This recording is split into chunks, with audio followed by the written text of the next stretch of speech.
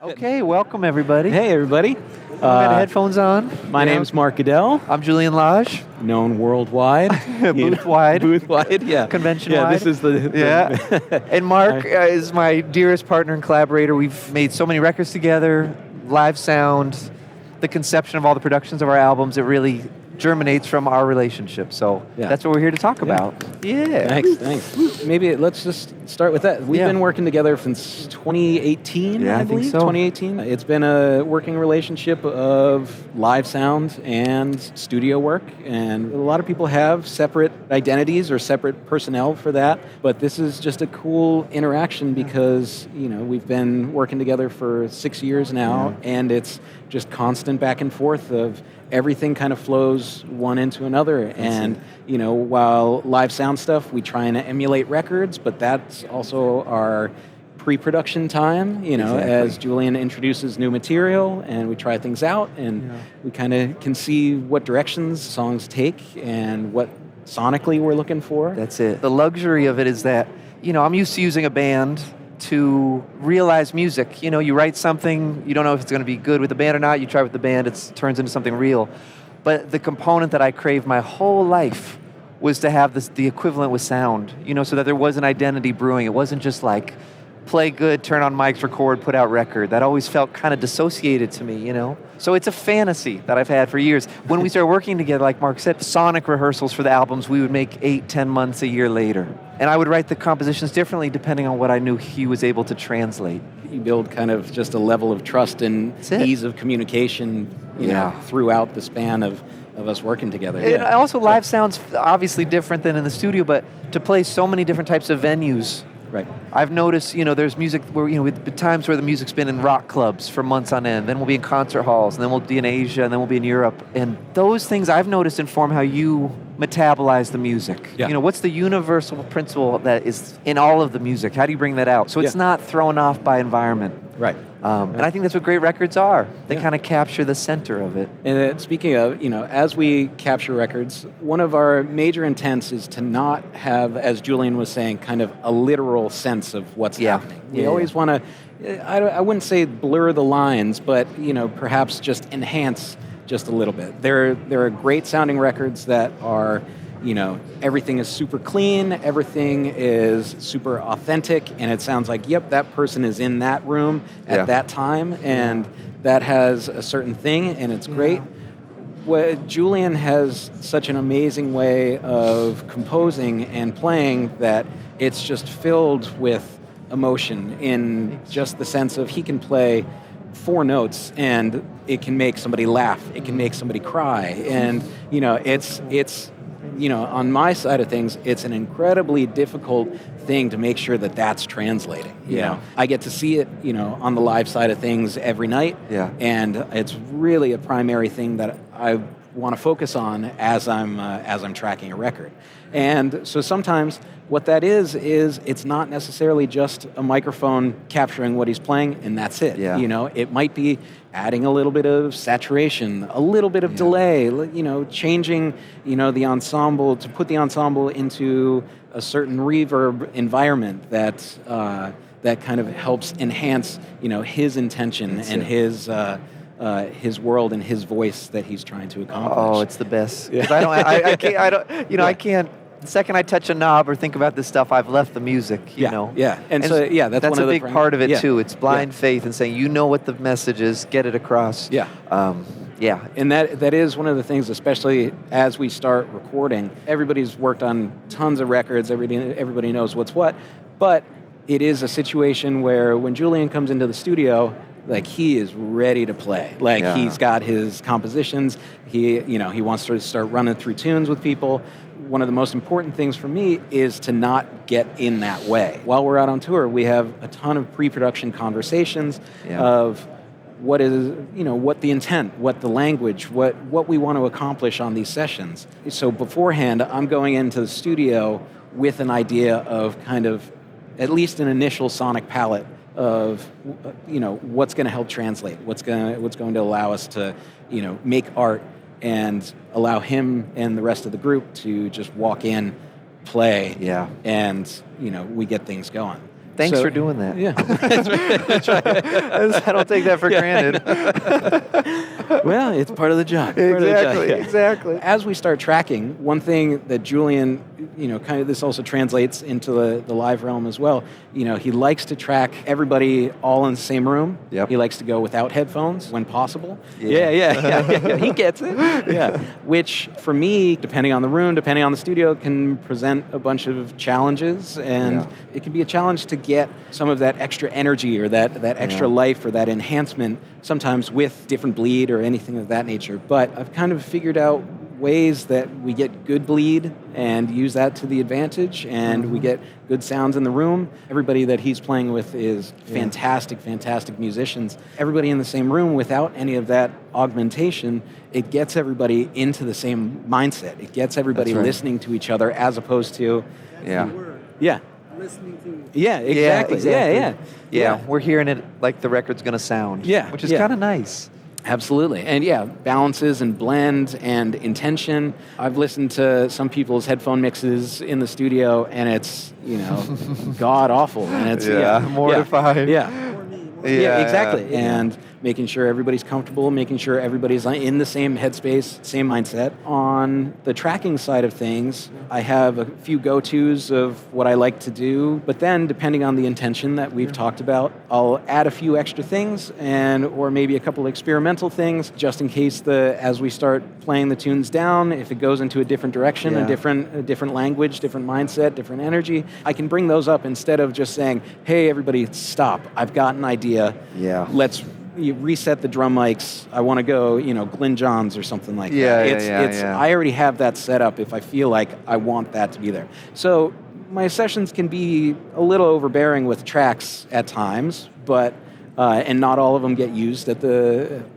some of it sounds absolutely terrible, and it doesn't have a good impact on it. But just that there, so as they're playing, I can say, oh, right, this is the direction that this tune is falling into. Yeah. I'm going to start adding this, and I can kind of recalibrate inside the control room. And sometimes it works, sometimes it doesn't. Well, it affords me a lot of freedom. Yeah, because you do start playing with the band, and you go, no, we should do this instead, and he's ready. Yeah. So for that, I'm also grateful. Yeah. So let's maybe just start with it. Yeah. We're going to play.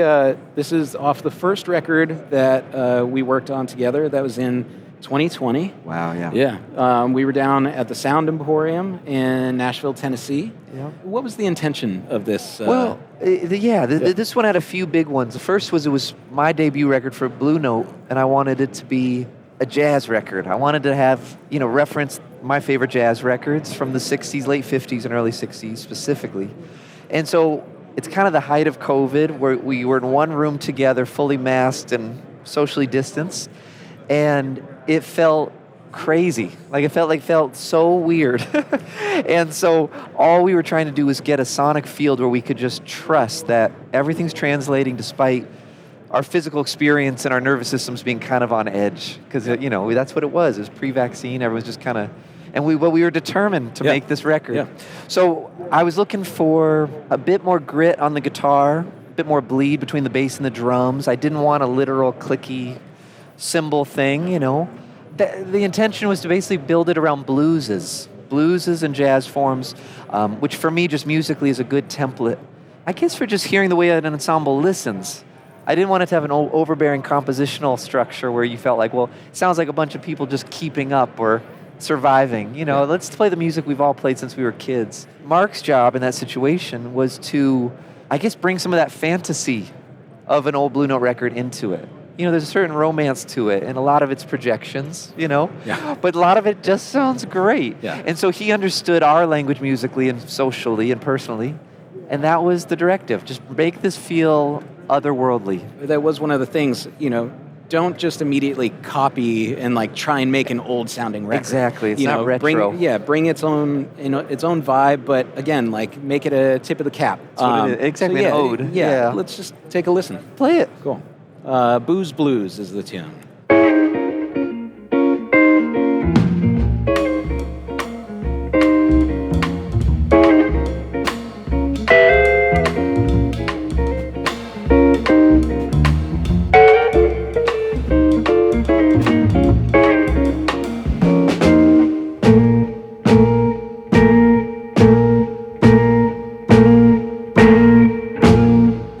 cool record. It's a cool record. I haven't heard that in a while. That's one of the things. Yeah, it's talking about like capturing the energies, capturing. You know, as soon as I hit play on that song, I saw people kind of like start moving, like start bobbing their head a little bit, and it's like cool. Like the energy was passed on. That's exactly what we were looking for. That's so true. It makes you feel something as soon as you feel it in your shoulders, you feel it in your heart. And you're just like, all right, cool. That's great. That's so true. Yeah. It's also cool because it's obviously I'm a guitar player, and it's a guitar record, but it's the band that feels good. Yeah. I'm part of it. Yeah.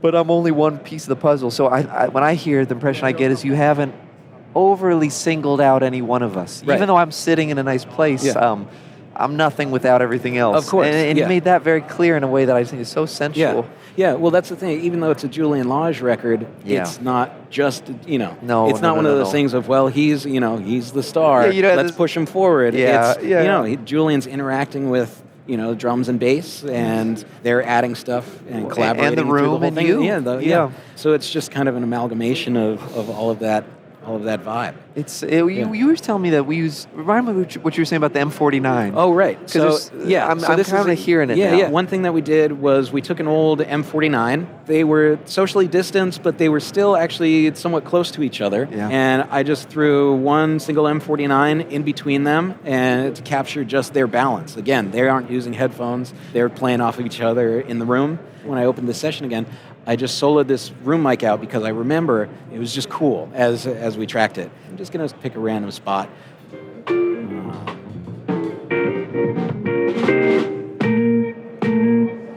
It sounds like the record. It totally does.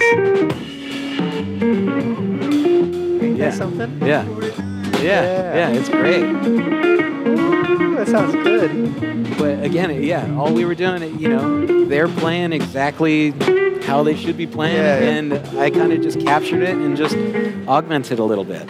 I put up a bunch of mics, again, a bunch of options, shocker, and it kind of just started to feel out what felt right, what felt like a proper direction for the tune, for the rest of the record. So we had, it was a Telefunken M81, kind of right close up to the grill, which we also use in the live realm. We had, I think it was a Royer 121 ribbon kind of close as well. I'm a big fan of miking, just putting a 57 or an M81 on the back of the amp and inverting the polarity. And then you can kind of use that to add a little bit of extra low end. That really helps on a smaller amp like a Champ. Definitely. Where it's not just whatever's coming off the front, you get just kind of a beautiful extra low oomph. Yeah. On this, I actually had probably about 4 feet away from the amp, I had a good old Sony C37, one of my favorite mics in the world. And it turned out, I just listened to that one, and it was like, that's the sound, that's the tone. So, you mind if I would love to hear this. Cool. Obviously, you can hear a little bit of bleed from the drums, but it's not super pingy, super harsh, anything like that. It can kind of just becomes additive bleed. But let's listen to just a little bit of the guitar for itself. And if I remember, we kind of cranked, like, that was kind of we were driving it. Yeah. But, so it has a great vibe to it.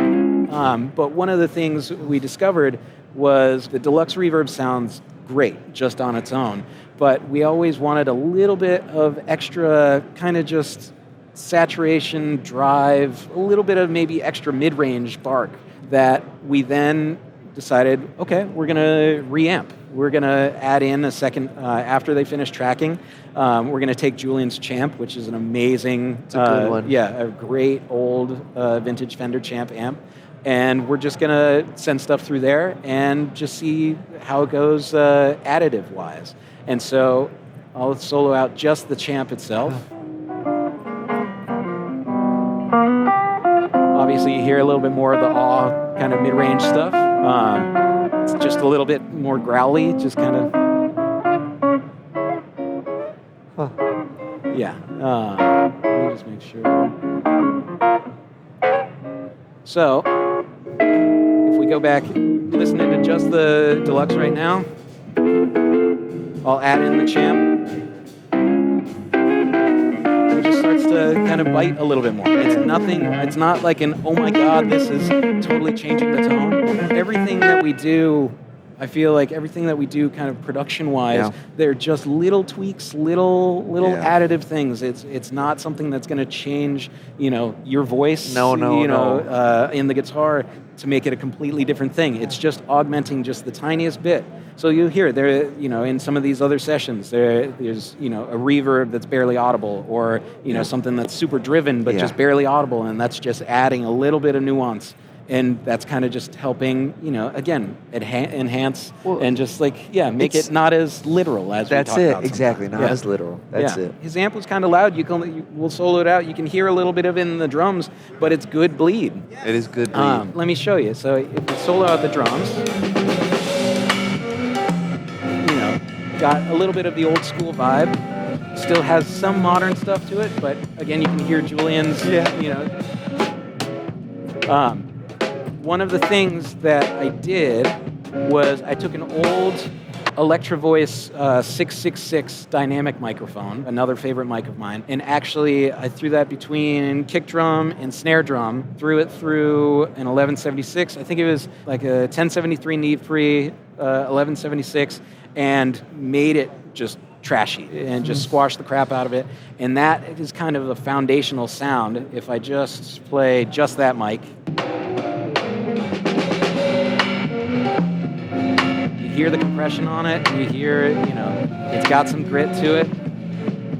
You hear that on the toms. And again, it's like, I would love to hear the record just with that, It's really cool. But, just as an additive,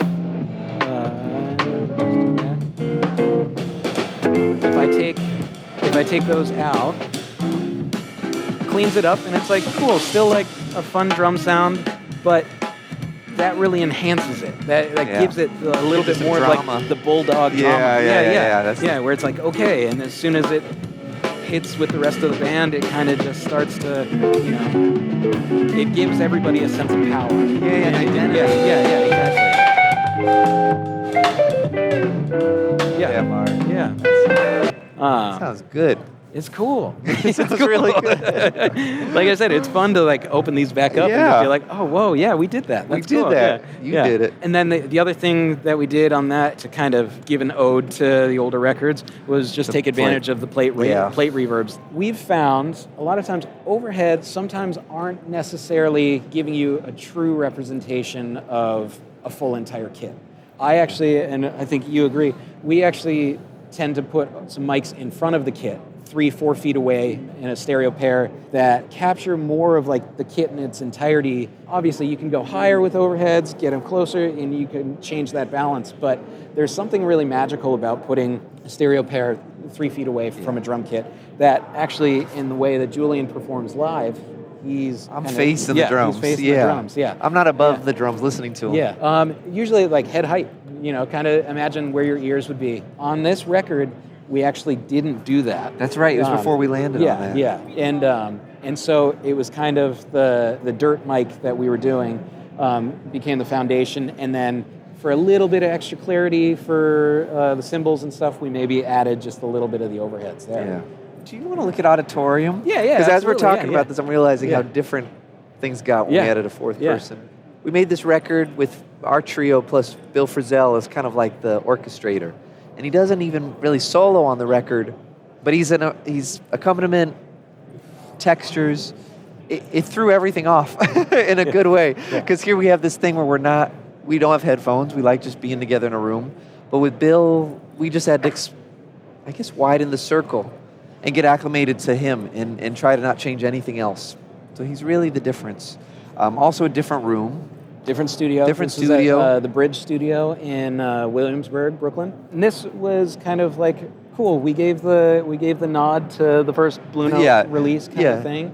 And this was okay. What if you didn't have to prove that? And we've got this whole different vocabulary of music that you've written, or library of music that you've written. And Yeah, it wasn't necessarily calling for, maybe like that old school grit kind of thing. No, it's a little more modern. Yeah, you had another member of the band Exactly. adding a little bit more of a different sonic palette. Wow. Going from 3 to 4 is massive, yeah. too. Just orchestrationally, that's a big difference. Yeah, let's check this out. Yeah.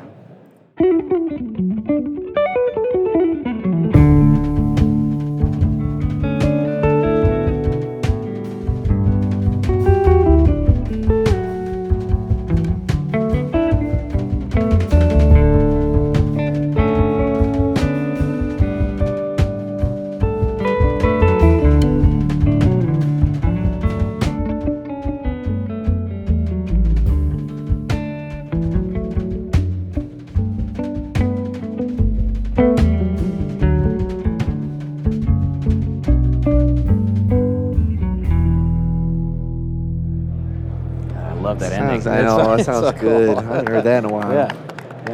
Thanks. Do you like to listen to your records at all? I like them, but I just don't find myself listening to them much. Yeah. But when they come on, it's like it's like, oh yeah, you did that. we did that. I'm so thinking ahead about stuff, so I forget. But when I hear it, I'm struck with how you kind of you created like a protective barrier for us, because I was so freaked out at that session adding Frizzell, right, and just trying to focus on the writing and the thing, and it's so clear that you. I don't know. You just retained the core values of our sonic kind of identity. Yeah. And you brought him in a way that, just thank God you were there. I'm so glad I didn't have to worry about anything. Again, well, that's the thing. It's treat it as the ensemble. It's not. It's one voice. Don't make each individual sound great, because if you put all of that together, you just have a good sounding record that every individual sounds great. It's not a cohesive unit. It is cohesive though. Yeah, it's really cool. It's treat it as an ensemble, not just each individual part. Not being too precious on if there's a little bit of a hum, like you can probably isotope it out after. Right. I'm not saying don't get the source right at the beginning. Right. But if I spend 15 minutes trying to suss out, where a ground hum is coming from, that's 15 minutes of basically icing him when all he wants to do is play and create. Having a couple different setups, or just saying, oh yeah, I can get rid of that after the fact. I'm not saying fix it in post, but there are some things that you just need to work with in regards to moving the session forward. Absolutely. The other great thing is we had Armand. Oh, of course. Armando Young. Yeah. We had him in, and again, he was adding just a little bit more production elements. Post-production stuff. Yeah. Yeah, I probably haven't ever heard any of that on its own. Yeah. But I remember there's some... ready for this. Glad I showed up.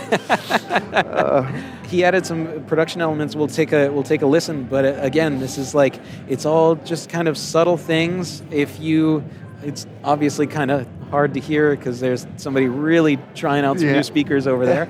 If you put headphones on and listen to this record, you'll hear just kind of these little subtle things that kind of pop out of the the left speaker, right speaker. Well, I noticed just on the intro. That's the only place if you're going to show something, just this little swell. Yeah, absolutely. He did a little bit of like a secondary drum processing where it's almost acting like a parallel saturation. Yeah, that's right. And just kind of enhance stuff. But here, let's just solo that. Yeah, keep an ear out for this reverb tail at the end of the line. So that's in there. Yeah. It's really cool. Yeah. And then he's kind of just got a little bit of like added a little bit of drum saturation in there. Low bass, right? Yeah. He does a couple kind of bombs. Yeah. And then he had like a little widener on. So cool. But you wouldn't know that stuff was there because it's just kind of tiny augmentations that are just cool little production ideas. It's not like, again, that top thing was really impactful. And kind of like makes you kind of like fall into the tune with you, which is really cool. Yeah. So there's just, you'll see, he's got a couple he's got some little guitar parts, little synth parts. Yeah. Again, you don't necessarily hear, but you feel them. You absolutely feel them. Let's go to the drums for a second. And let's see if we can do this. So talking about we added that kind of front of kit. Yeah, that's the front we're hearing now, right? This is still the whole kit. This is the whole kit. Yeah, I see. yeah. And here we go. I'll turn these up. So this is the front of the kit. Again, we're not getting the super low end of the kick, but it's just it's more of a cohesive thing of the kit in and of itself, as opposed to That's the overheads? our overheads. Yeah, So different. yeah. But we're still using overheads for articulation, Yeah. but combine it all together. Yeah, and it feels like it's one of those things of I remember in these sessions, you're like, I want Dave King, Julian's that's the drummer. He's drummer. like, I want Dave to sound like Dave. Yeah. And so it's like, okay, well, how do we accomplish that? Because Dave treats the entire drum kit as one unit. It's not just, okay, I'm keeping a beat, and then I throw fill. The drum kit in and of itself is his instrument. So you want to capture it like that, because it's almost like dealing with people in an ISO booth. Absolutely. If you start individualizing the snare, the tom, the kick, Right.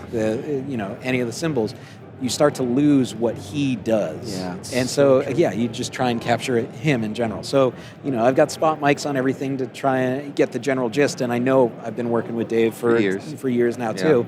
I know how he sounds, and I know what he likes. But then adding in that front of kit, stereo paired, just Changed really, everything, man. Yeah, It exactly. changed everything for me. And especially on this, Bill Frisell, one of the greatest guitar players to ever walk the face of this earth. Yep. he comes in and he already has ideas of sounds and everything, and we're just trying to put everybody together. And That's it. he's, he prints all of his sounds, like all of his That's right. effects, all of his verbs and everything like that are just him from his amp. Yeah, yeah. And that's it. You want to solo some I of would that? love to Yeah, hear yeah, some yeah. of that.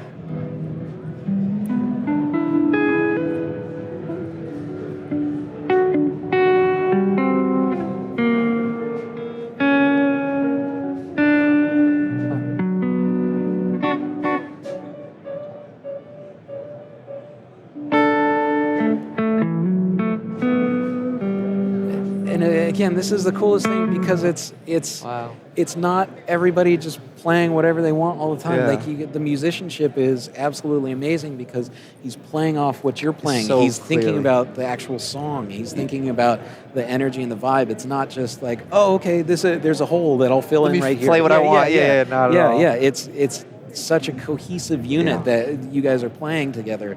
That it's just one of It's those cool to things- hear yeah. like that, man. Yeah, I would love to show them 76. yeah, absolutely. Because it's kind of the first time we, it's the last record we made together. Yeah. And it was the first time that we broke protocol, and it was a 6-piece band. Yeah. Dave King on drums, Jorge Roeder on bass, Chris Davis on piano, Patrick Warren on keyboards. Yeah. And Levon Henry was playing saxophone. Yeah. And Joe Henry woodwinds, and produced. Joe Henry produced it. Yeah. It was the first time we actually had to use headphones. Yeah. And the only way this worked Yeah. was because I had a pair of these. And Yeah. I was willing to, I'm pretty staunchly against headphones and Yeah. monitors Yeah. on principle. But this is, drums had to be in the booth.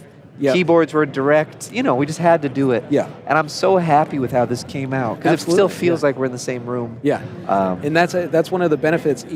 Just spatially, Julian started playing a couple more tunes with acoustic guitar. Yeah. There can be some difficulties of Yeah. drums with acoustic guitar in the That's same right. room. Also, just space-wise, it made sense to put drums in an ISO, because there was only one other ISO, and we fit everybody else: piano, saxophone, upright bass, synth, keyboard world, and Julian, all in the live room. But again, he's staunchly opposed to headphones and monitors. Yeah. That open back headphones were So it's a solution. an easy solution. Yeah. Almost kind of like what we're hearing with these mono room mics, Yeah. where you hear the blend of everybody in the room. Yeah. But then if you just want a little bit of articulation, you just add that in just a tiny bit. You're not dialing in a full headphone mix. You're just like, oh, can I get a little bit more low bass stuff? That's and it. you just kind of That's exactly right. Yeah. It enabled the record, Dave. Yeah. I mean, Yeah. to me, that's the reason that Yeah. album exists, Yeah. these headphones. Yeah. So let's listen to this. Yeah, this is 76.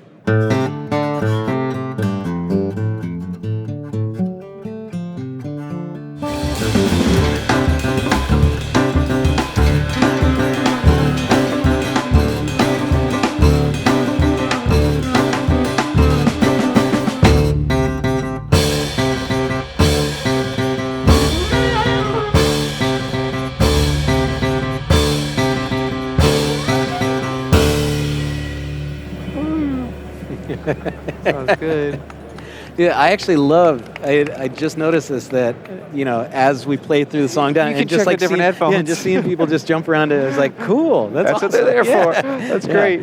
This one I remember we didn't do a mono room mic because drums weren't in there. Yeah. But if you listen to this, having him in the ISO was totally worth it because then Completely. he just he's hitting harder than he Exactly. would to be listening to an acoustic Absolutely. guitar in the same room, so you get a little bit more of, almost like the Police driving, That's it. everything else is in the it's- same room. yeah. So this is one of those cases of getting good bleed. If we solo out some of the acoustic guitar, Yeah. you hear a little bit more of the saxophone in there, and that actually led me to place the saxophone kind of just more around the acoustic guitar because right. because we're already intertwined. Yeah, you're Yeah, already yeah. intertwined. Yeah. So you kind of use bleed to your advantage and help make decisions, kind of thing. So saxophone you'll hear in the piano as well. But yeah, kind of same thing. We did the front of kit stereo pair. Bleeds everywhere, but you accept it. Question. Did you guys go into it knowing that you were going to use headphones, or did you try it without headphones? We went in knowing, if I remember question. correctly, we went in knowing I that think it was we going knew. to be. It was because I had a pair of these. Truly, Yeah, I yeah. knew, and I'd done used them on other sessions. I thought, if it's going to work, it's going to work with these, and if it's Yeah. not work, it's not going to work. Yeah, and you that's one of those things. It's again kind of almost like the noise environment. Yeah. Like if there's a buzz or something, we'll deal with it as long as it's That's not right. too crazy. So if Julian was like, "This isn't working for me. Headphones are throwing me off," Yeah. then I would have just opened the ISO booth door Exactly. and just probably Right. I know in that session it was Julian, then bass player, Yeah. and then drums in the ISO. I probably would have moved the bass player away from the ISO, opened that door. That would have done it too. Yeah, that's true. And just allowed you to hear that. But again, you were able to get that articulation that you wanted to hear. Absolutely. Thanks for joining Cool. us, Yeah, thanks so everybody. much. Really Really appreciate it. Thank you, appreciate it. Mark Goodell.